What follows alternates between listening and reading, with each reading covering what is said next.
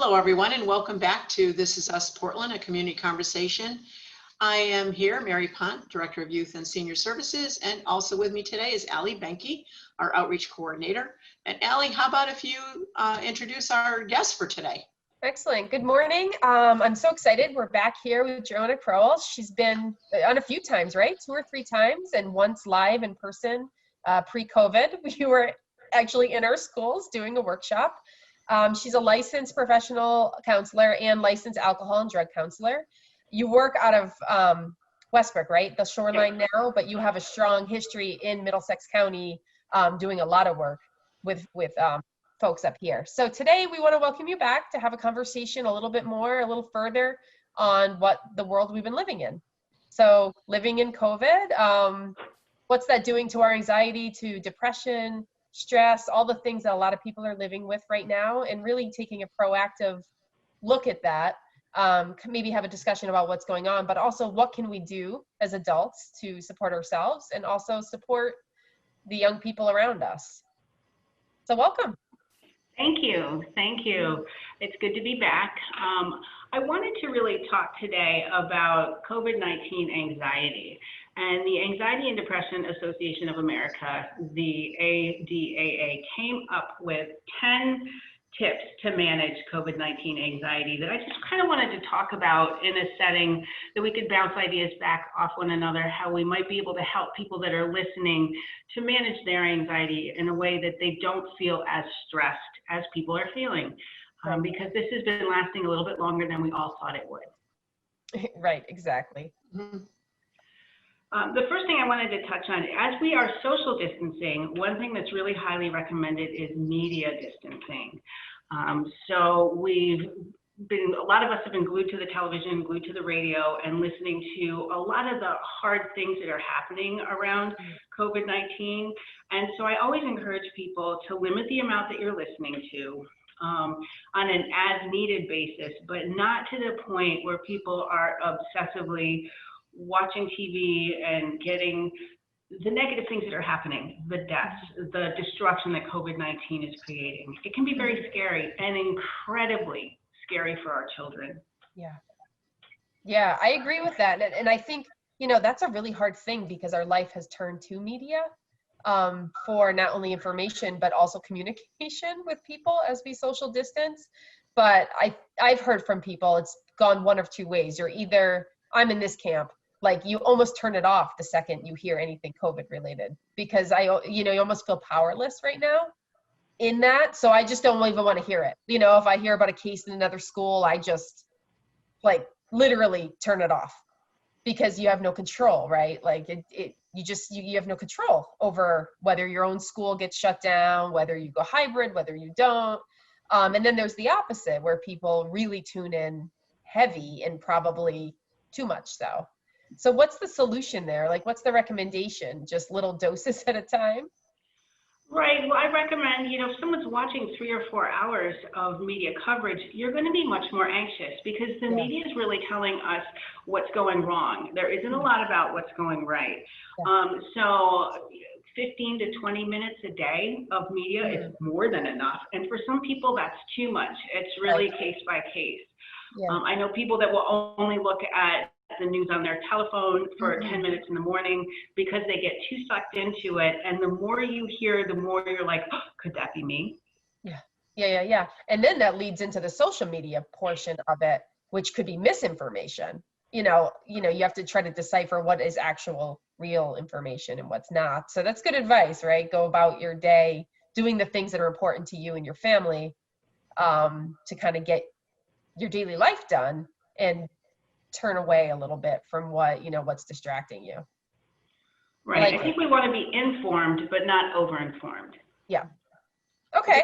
When you're talking about the worry, I think that in itself, it's how can you tell people, well, don't worry, do not engage with the worry, but it's still somewhere along the line, you're thinking and you are worrying about it. And that media distancing is so definitely super engages in that worrying phase of your life because you spend time worrying about it. True.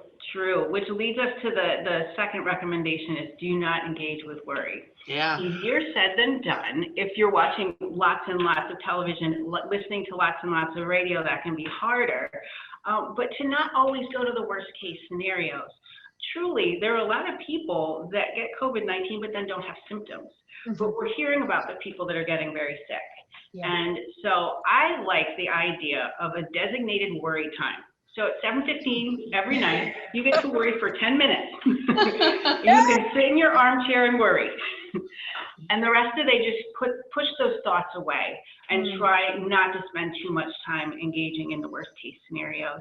And while you're spending that 10-15 minutes with your worry time, going to worst case scenarios, try and reconfigure those worst case scenarios to best case scenarios as well. Yeah. I like that a lot. Like, make a conscious effort to acknowledge your worry, right? Because so many of us don't even do that. Acknowledge when you're worrying, to try to just understand when you are and put a limit on it. Yeah. Good. It's good to tag the behavior, right? Exactly. Okay. Focus on the present odds is another suggestion, because right now, people that contract the virus, only 1.4 to 3% actually pass away, which is a low percentage, but we're hearing about all the deaths, constantly the deaths. So your odds are really pretty good. However, when you're engaging in worry and you're in the media, you're not thinking about that. And it's important to focus on the fact that you may very well be okay. And right now, knock on wood, Connecticut's doing really well with less than 1% of the coronavirus cases. Yeah. You know what's interesting too, and I found that's helped is, I know a couple people who work in hospitals in the, on the medical side, and they're often very uplifting right now because the numbers are so low that whenever I speak to one of them and they say, we only have one person in, hospitalized right now with COVID, it's looking really good. It's empowering to hear, because they weren't that way back a while ago. So like, it's just every time I check in with someone that I know is kind of on those front lines, it brings some peace that, things are and looking in a good direction, because their hospitals are actually really quite low in numbers. Yes. And, the regular flu kills between 20,000 and 60,000 people a year. Because the media is not focusing on that, we don't think about that. Right. So when we look at the odds of different things happening, if we're immersed in information on it, we're more likely to think about it. But the reality today is pretty good right now.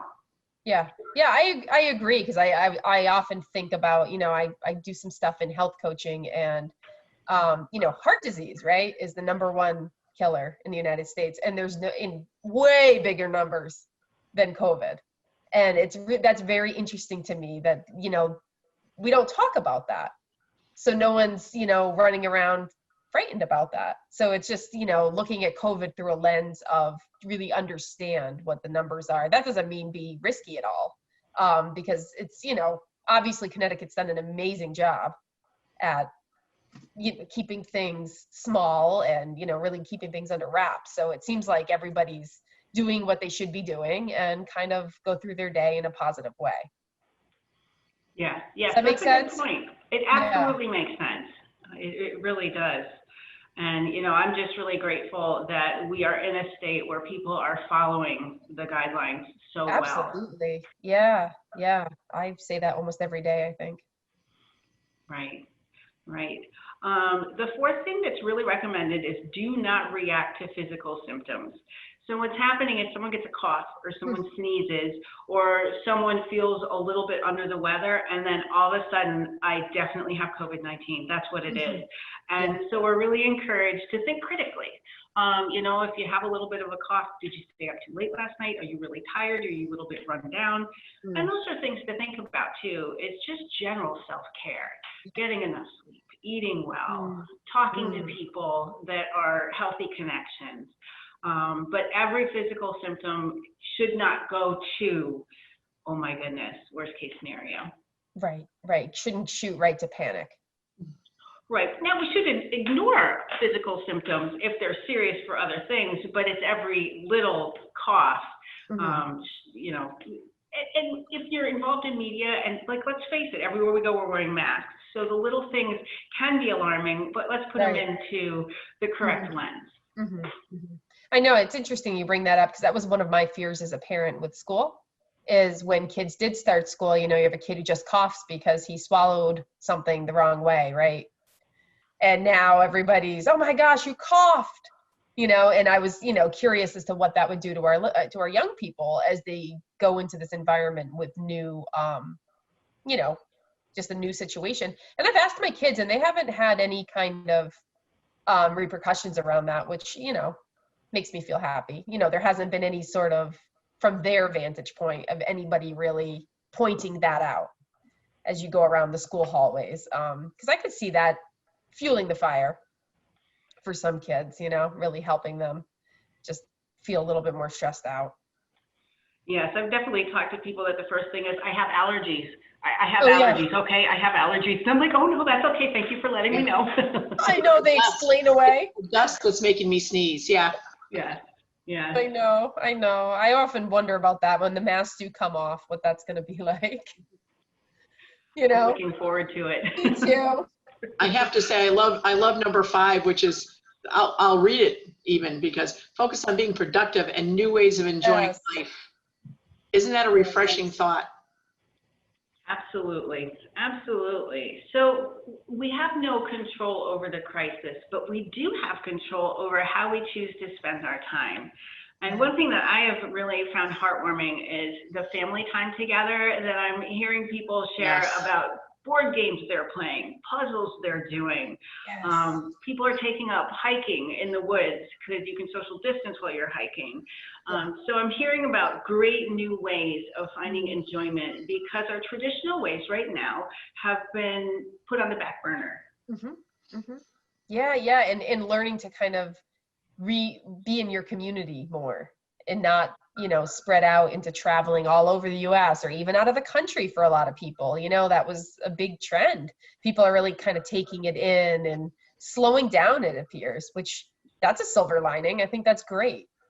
To learn new things and enjoy life, like you said, a new way. And a lot of people, one of the things I noticed early on was home cooking. So a lot more home cooking going on, which is amazing, because if you look from the youth perspective, which is kind of our perspective with youth services, is kids are involved, you're spending time in the kitchen, it's much healthier food. That's all fantastic. That's great. Right, yeah, couples gardening is the other thing I'm hearing a lot about. Yes. Yep.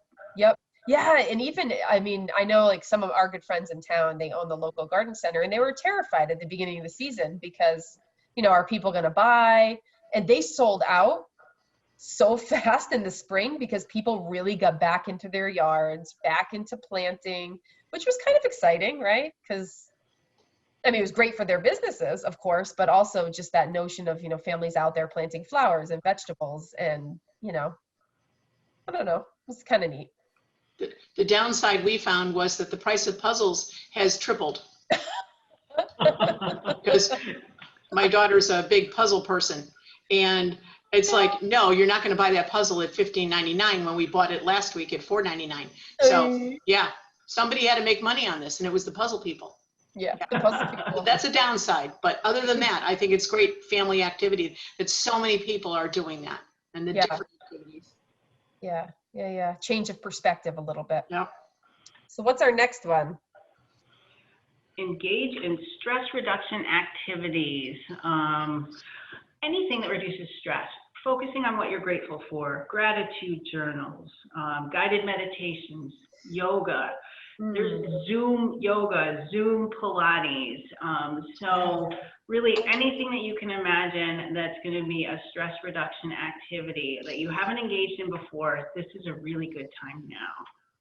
I think I was listening to an article, reading an article out of Japan, and they have, they did a huge study. You've probably heard of this, but in nature therapy, and how just 15 minutes a day, and they did a huge clinical study, not just, looking at small numbers, and it really 15 minutes a day of being out in nature, surrounded by trees, is hugely beneficial to stress and anxiety. So I thought that was really neat just to see the clinical data as opposed to just, because we all talk about it, but it's theory.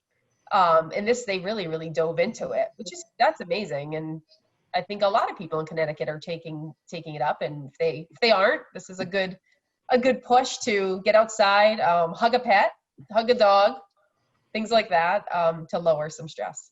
Put up a bird feeder. Yeah. Watch the birds. Yeah. Yep. Yes, I saw that study. It's forest bathing, I think is what they Forest call it. bathing. Yeah. Yeah. And for them, it's so profound because, they don't have much of that at all living in, cities and very, very urban areas that's really neat to see the split difference. I know, this is an aside, but I used to pre-COVID see some folks out on my horse farm, and I would get a lot of people from the city who have never spent time. And it was not even necessarily my client, but the staff coming with the client who has really never spent time in that setting. Almost everybody got out of a van and would look up at the sky and just the nature of a horse farm and just breathe a huge sigh of relief. Every time. It was amazing. And usually by the end of the session, like the staff with a client would be like, like, that's not me, right? Like, I didn't do that, but the nature of the space did that, which is it's really cool to see, like just how profound being outside is. Absolutely. And we have so many state parks in Connecticut. And now just being a Connecticut state resident, you no longer have to pay to get into the state parks. Yeah. So I recommend, if you're having a difficult time with money right now, just driving to the state park, going for a walk, sitting on the grass, having a picnic. It's a great alternative. So I'm glad you brought that up. Yeah. And even now, right? Because it's less populated. So you're not worrying about, masses of people going into the fall and the winter. If you bundle up, you're good. Like put on a jacket and hit those parks. They're beautiful in the winter. True. All right. So number 7, do not go beyond CDC guidelines. And, I'm hearing about this more and more now that people are stripping off their clothes before they walk into their house and they're washing their clothes. We're not recommended to do that. Hand washing, mask wearing are the things, but some people are taking it to the extreme and being overly cautious. And that really can increase anxiety, make people feel more uncomfortable. And so it's really just know what the guidelines are, stick to those. Going overboard is really not necessary, thank goodness. Yeah, no, I think that's a great one. That's something I've heard a lot too. People, which preparing is great, but, putting on booties over their shoes and things like that, if you're not in the medical profession, I think that's great advice because that can feed into fear so quickly. Right. Yeah. All right. The next one you had was preserve some sense of normalcy. I like that too. Yeah, so well, I'm grateful to see that, football's back on. There are people in the stands often, but football's back on. So that's like a sense of normalcy. So people watching Sunday and Monday night football. Simple things like if you're working from home, get up, take a shower, get dressed, and then sit at your computer, as opposed to staying in your pajamas all day. So whatever you can do to have some sense of a schedule that is familiar to what it was like before, because our brain is less anxious if we're doing something which feels more normal. Yes. Yeah. Some regular routine, and do it in creative ways. So following the guidelines, say it be, get-togethers, following the guidelines of 6 feet outside, but having normalcy. Yeah. I was going to say, Joanna, when you're talking about that and doing, getting showered, getting dressed, with the parents who have their kids at home right now, how do you lead into that with the kids? Like, yes, you need to get up. What is your suggestion on that? Well, if the kids usually get up and take a shower before school, I would encourage that and get dressed. Whatever they were doing for a normal school day, because a lot of kids are going like Monday, Tuesday, and then not Wednesday, Thursday, Friday. Right. So if they're not going Wednesday, Thursday, Friday, to do the same things you're doing on Monday and Tuesday, breakfast at the same time, again, getting that routine in there, because it's also comfortable for our kids to know what's going to happen every morning. Yeah. I would agree. And this is a good point. I mean, I'm in a hybrid system. Portland's in a hybrid system. Yeah. I have found just personally as a parent, this round of online learning, the teachers have done a phenomenal job of helping those online learners stay on the routine of a school schedule. So just exactly that, right? So they're in the morning meetings, and mine are a little younger, so they're in their morning meetings. They get to be part of, reading time around the circle. So even though they're home, it feels much more inclusive than when we were really like scrambling in the spring to do some learning. And schools have done a great job of acknowledging exactly that need that we're speaking about, that need for structure and the same, even though it's obviously not the same, it feels the same to them because they're doing what feels right, what feels normal. Right. Yeah, and there's far less, at least, I only know my kids, but there's far less, tantruming and things like that because there's structure and it feels safer. Absolutely. And a shout out to the teachers too, because it's got to be a challenge for them having half hybrid, half online, and to preserve the normalcy and to suit up and show up for this. So very grateful for the people in the educational system. Yeah, because they're working through this list of 10 every day in order to just even show up against anxiety of their own and then show up for our kids' anxiety. So yeah, I agree. Hats off all the time, every day. Yes. Number 9, be kind to yourself and others and have faith. So reaching out to people that might be alone. I hear a lot about our seniors that are isolated in their homes. So giving people a phone call, helping them have groceries dropped off, anything that we can do to be kind to people in the community, and also kind to ourselves, being gentle with ourselves. Self-care, eating well, sleeping well. Again, taking the suggestions, worry for 15 minutes a day instead of all day. Whatever we need to do to feel okay. Right. And if yesterday was a bad day, today could be a new day. It's okay. Yeah. I think what we've seen, I'll put on my senior hat now with my seniors and say that calls definitely are being made, and the seniors are definitely reaching out and making calls as well, which is really, really important. But I see the groups that had been meeting in the past, they've continued to have their relationships and touch base with each other. And that's such an important thing. We've seen more of an outpouring in our town for whether it was the food bank, which is such an important piece of our town, but more to look and say, what is needed? How can we increase what we're doing already?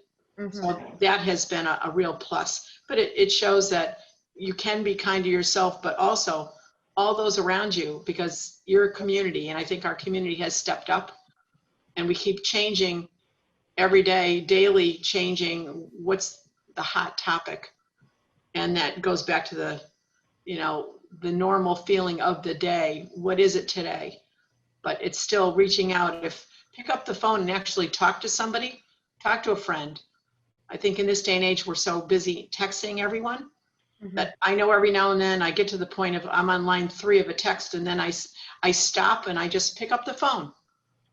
Because by the time I have it finished, we could be talking for a couple minutes and just reaching out. So that helping those others, and they feel the same way. So it's a good thing. And have faith. Faith is an important part. So have some trust, which it's hard to do, but it also provides some hope for the future. Yeah. As we go through our days, trying to be as worry-free and learning the life lessons from this, that's been a huge help for me. Is what can you learn? And what have we learned, and what are the positives that have come out? And we talked about a bunch of them.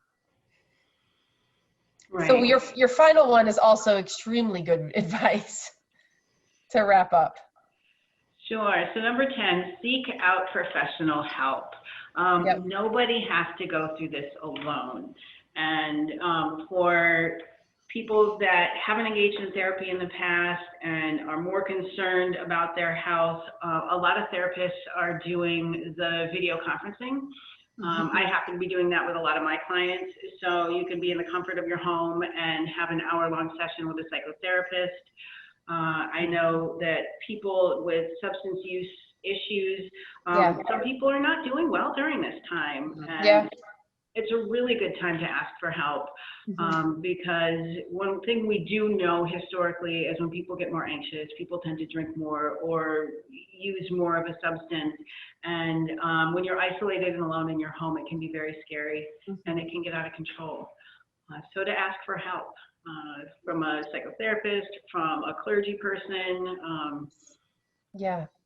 And I know, I mean, just in the town of Portland alone, there are so many connections for people that if you do need to reach out, Youth Services is one of them. We have a therapist that works contractually, but also the clergy are awesome in all the different churches. There's so many places that you could call to just be led in the right direction, to someone that is a good fit for you. And there's always 211, right? Can always, you can always check in there. Yep. I think I always am saying it's about the connections that we have in our town, and people can certainly reach out to Youth Services and call, and I refer to us as the safety net that we catch, and then we release by hopefully finding a good fit for them, or at least giving them some idea where they can go, because I think that's such an important start, that when they hit that wall of, I think I need help, they're not sure where they can go. So we have been that person, the department for so many years, and to be able to do that is, first off, to get to the point in your life that you can do that. And maybe Joanne, you want to just talk a minute or two about that getting to that point where you can say, and I'll leave it with you. Right, taking the stigma off. And if you're not sure, like whether or not you need to talk to somebody, it's always a great start to psychologytoday.com is a website where you can put in your zip code, the type of insurance that you have, and then what you have, whether it's anxiety, depression, you can plug those things in, and then therapists in your area will pop up. And a lot of people will do a 15-minute free consultation. So you can give the therapist a call, just say what you're going through, and see if it's an appropriate time to set up an appointment. But the help is definitely there, and it's nice not to have to go, oh, do you take my insurance? You plug all of that in, and it's right there at your fingertips. Yeah, that's awesome. That's good advice too. And it takes, I think Mary was touching on a little bit on the stigma around seeking help, right? Especially right now. And I have a lot of friends who are clinicians, and they're reporting that, before they were working with people who maybe were not neurotypical. And now the number of neurotypical clients is just rising, because you know what? A lot of people are really stressed out and really anxious. And it's okay to say, hey, I need a little bit of help to get through this time in my life, to make the next step. And it doesn't mean that there's anything wrong, doesn't mean that, there should be stigma around it. All of us need some guidance every once in a while on how to move forward, because there's some scary circumstances that are very real right now. And it's okay to admit that you need help and get that help. And sometimes it's easier than you think it is. Absolutely. And I think there are a lot of people that have not had counseling before that are looking for it now, because what's happened with this pandemic is people become more so. So if you were a little anxious before, people are much more anxious now. If they were a little depressed before, they're much more depressed now, just because of the psychosocial stressors that are going around in our country. So it's perfectly okay to seek help, and more people right now are seeking help. A lot of my colleagues are talking about, wow, I'm getting filled up. I'm getting a lot of phone calls from atypical clients that have never had therapy before. And sometimes just making a connection to a therapist and talking about what's going on, we can help to reframe and alleviate some of the depression and anxiety that you may be experiencing. A little different language, and just allow you to have a different perspective. That's a good point. So I think we're running a little bit out of time. I wanted to say a huge thank you, because this is such a huge, important topic right now. I'm grateful that you joined us with a positive spin on it, because just like we talked about media, we often get that negative you know, perspective. And I love that it was from a positive point of view and with some real doable tools. So thank you very much. Do you have anything else, Joanna or Mary, to add before we sign off? I think that we've been very fortunate having Joanna on so many topics to come to the town of Portland, and definitely want to continue the relationship. And you have talked about hardcore topics, softcore topics, and today, again, as Alli was saying, I think it's hard in any way or form to find a silver lining. And I think looking at it on a positive spin as much as we can maybe help all of us to look at every day a little bit different. So I certainly thank you as well for being with us today. And I know that we're going to be calling on you again, and probably won't be talking about, I can't even think about what we're going to talk about, because I think the list keeps getting longer, but definitely important topics. So thank you so much again, Joanna. All right. Thank you so much for having me. We'll talk again soon. Bye-bye. Bye-bye.